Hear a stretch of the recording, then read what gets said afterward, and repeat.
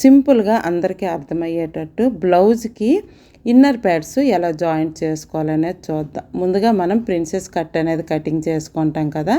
First lining అనేది joint చేసుకోవాలి.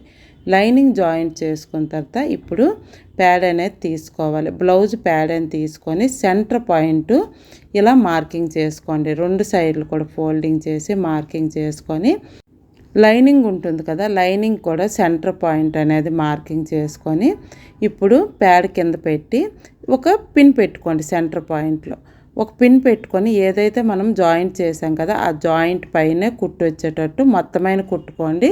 లేదంటే సెంటర్ పాయింట్ అయినా రఫ్ చేసుకోండి, అది మీ ఇష్టం. నేనైతే మొత్తం కుట్టేసా.